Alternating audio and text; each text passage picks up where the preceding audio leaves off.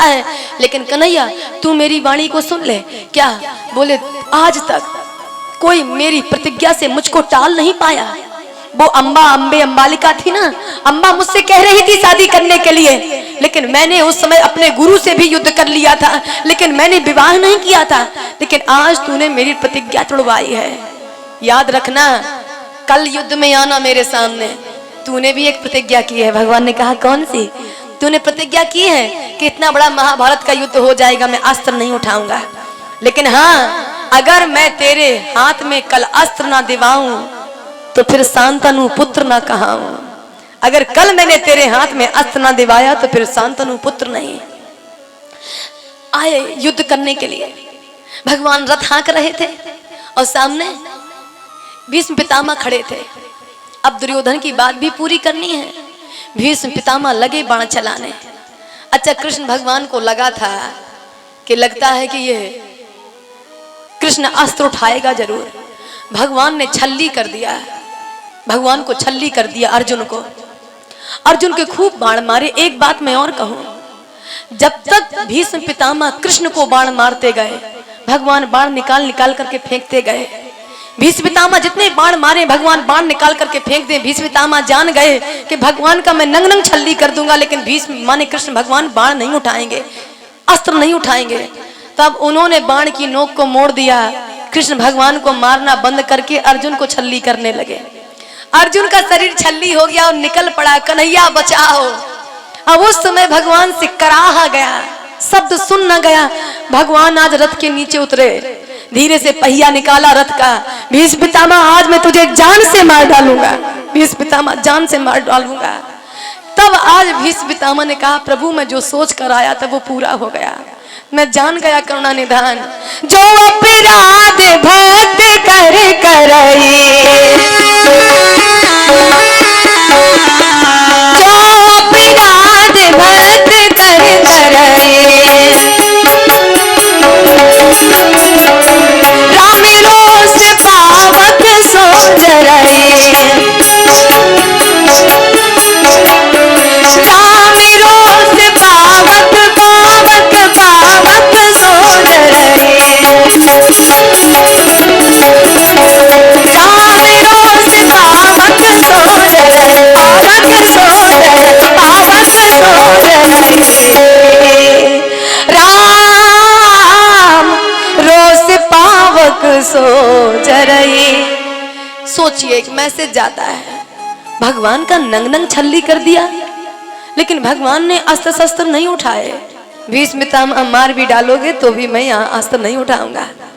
लेकिन जब अर्जुन का शरीर लहूलुहान हो गया, तब तो भगवान को लगा कि तू जो मेरे शरण में आ चुका है, सानिध्य में आ चुका है, और तुम उसका वध करोगे तो अब मुझसे बचने वाले नहीं हो। तो भगवान ने आज अस्त्र उठा लिया। और एक बात मैं और कहूँ, बड़ा प्यारा वाक्य आता है, भक्त अगर किसी चीज की प्रतिज्ञा कर ले तो भगवान उसे पूरा जरूर करते हैं। भीष्म पितामह ने कहा था, कल आपको अस्त्र उठाना ही पड़ेगा। भगवान ने कहा, उठा लिया ना, अब तो संतुष्ट हैं आप, अब तो संतुष्ट हैं। और बड़ा प्यारा विवेचन आता है। महाभारत का जब पूर्ण युद्ध समाप्त हुआ, धर्मराज को गद्दी मिल गई, भगवान जाने लगे। वहां पर एक कथा बड़ी प्यारी आती है, वही जो अभी मैंने उठाई थी। माता कुंती से कहा है, बुआ मैं जा रहा हूँ। तो उन्होंने कहा, वैसा करो, बुआ कहना बंद करके, अब मैं जानती हूँ कि तू भगवान है, मैं भक्त हूँ, तो अब ये बुआ और ये फूफा, ये दुनिया भर का नाता बंद करके जो मांगूंगी तो दोगे आप? क्या मांगेंगे आप? क्या चाहिए आपको? तो द्रौपदी माने कुंती माता ने कहा है, प्रभु अभी तक आप यहाँ क्यों रुके हैं? अभी तक क्यों रुके? भगवान ने कहा, मैं इसलिए रुका हूँ बुआ कि आपके ऊपर पग पग पर कांटे थे, विपत्ति थी, संकट था, और मेरा भक्त अगर मेरे पराधीन है तब तक मैं उसकी रक्षा करता हूं, जब तक उसे मैं सुखी नहीं कर देता। और आपको संकट था तो मैं आपकी रक्षा करने के लिए आपके पास था। तो कुंती माता ने कहा, अच्छा लाला, तो भक्त के ऊपर जब संकट होता है तब तू होता है। हाँ, तो ऐसा करिए प्रभु, मुझे फिर विपदा दो, विपदा विपदा, मुझे विपदा चाहिए। कुंती माता ने विपदा क्यों मांगी है? विपदा विपदा इसलिए मांगी है कि अगर विपत्ति नहीं होगी भगवान नहीं होगा। भगवान को रोकने का एक सबसे अच्छा नियम है कि अपने आप को पूर्ण सुखी होने के लिए कभी मत कहो प्रभु मैं पूर्ण सुखी नहीं, प्रभु कुछ ना कुछ मेरे जीवन में दुख बना रहे, भगवान रहेगा। और जिस दिन कह दिया कि नहीं अब तो मैं सुखी हो गया, तो भगवान कहता है अब मैं जा रहा हूँ, तू सुखी है, मैं चला। ऐसे सुख पर सिल धरो जो नाम हृदय से जाए, बलिहारी वा दुख की जो तेरा पल पल नाम रटाए, तेरा पल पल नाम रटाए। वो दुख 1000 गुना अच्छा है जिस दुख में भगवान मिल जाए, है ना। इसके लिए ज्यादा सुखी होने के चक्कर में मत रहिए। आंख में आंसू ना आए वो पूजा किस काम की। आज भगवान जब गए हैं तो अर्जुन भी साथ में गया है भगवान के। और एक बड़ी प्यारी कथा आती है, अर्जुन और भगवान जब दोनों साथ साथ आ रहे थे तो रास्ते में भगवान ने एक और देखा है। इनका विवाह हो गया, फिर एक दृश्य देखा भगवान ने। दृश्य देखा है, एक स्त्री घनघोर जंगल में बैठी है। भगवान ने कहा ये कौन देवी जी बैठी हैं जंगल में। अर्जुन ने कहा प्रभु देखिए मैं इस बवाल में नहीं पड़ता, जो बैठी है तो बैठी रहने दीजिए। भगवान ने कहा नहीं ये हमारा औचित्य बनता है, ऐसा तो नहीं इसको कोई संकट है, इसको अकेले छोड़ के चले गए तो इसके ऊपर कोई घटना घट गई, तो जाइए पूछिए कि आखिरकार कौन है। अर्जुन बेचारा डरता आगे को बढ़ा। जब आगे को बढ़ा तो पूछा है देवी जी कौन है आप, क्यों बैठी हैं आप यहाँ पर। उन्होंने कहा है जानना चाहते हैं आप कौन हूं मैं। हाँ मैं सूर तनया हूं, मेरा नाम कालिंदी है। अच्छा तो सूर की पुत्री हैं आप, यहाँ क्यों बैठी हैं, बस तपस्या करने के लिए। अच्छा तो ये घनघोर तपस्या अकेले रहकर जंगल में क्यों कर रही हैं, कोई विशेष प्रयोजन है क्या। हाँ क्या भगवान को पति बनाना चाहते हो। अर्जुन ने कहा तो बहुत अच्छा बाण लगा है आज तुम्हारी तपस्या पूर्ण हो गई। अभी तक आज से तुम्हारी तो। कालिंदी ने कहा आपको कैसे पता। बोले जो रथ में बैठे वो भगवान ही बैठे हैं। बता दिया अहम देवस्य सर्वितु दुहिता पतिमिच्छति विष्णु बरेण्यं वरदं तपः परम स्थिता। दुहिता माने होता है पुत्री। मैं सूर्य की पुत्री कालिंदी हूँ, भगवान को वर्ण करने के लिए यहाँ पर बैठी हूँ। और यहाँ पर वाक्या बड़ा प्यारा। भगवान रथ में बैठे थे, अर्जुन लौट कर गए प्रभु मुझसे कोई काम नहीं है, आपसे काम है। मुझसे हाँ क्यों, पास में जाके पूछ लो।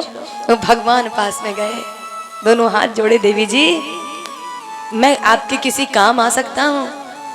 और आज नारायण को देख करके कालिंदी पहचान गई ये वही है जिनको मैं इंतजार करते करते मैंने वर्षों बिता दिए। अच्छा देखना जरा, कालिंदी माता वहां रह नहीं पाई है, जमुना माता वही कालिंदी है। भगवान ने जैसे ही माने गोकुल मथुरा छोड़ा है तो कालिंदी माता वहां रह ही नहीं पाई है।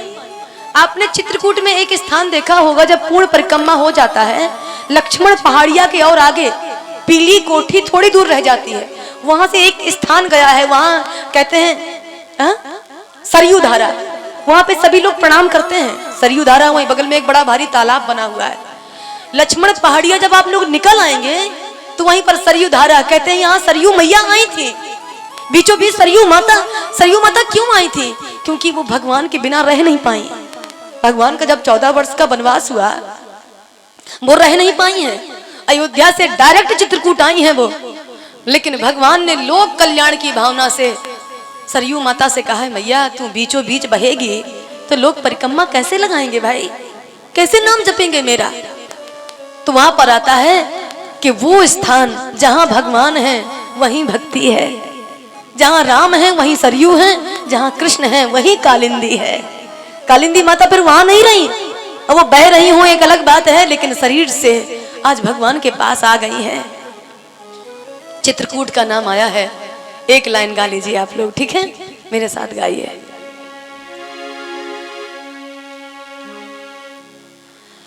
कहूं वाला गाएं, आते तो बहुत है चित्रकूट के गीत।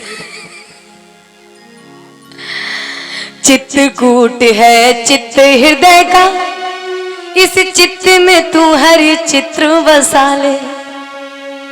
परिक्रमा कर कामिद गिर का, इस चित्त को अपने पवित्र बना ले।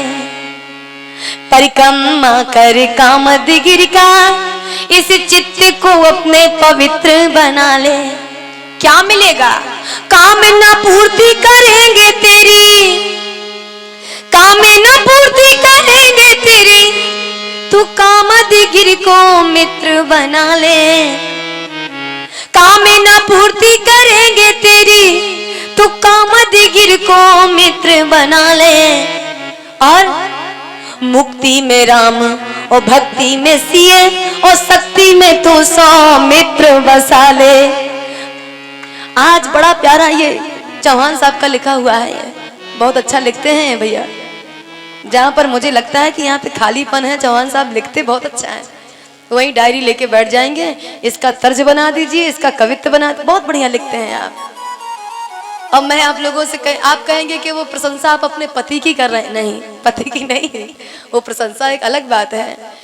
चौहान जी विद्वता की प्रशंसा है। और एक विशेषता इनके अंदर और है, भागवत में तो मुझे डायरी लेके बैठना पड़ता है, क्योंकि मुझे साल भर में एक भागवत दो भागवत कह दूं, डायरी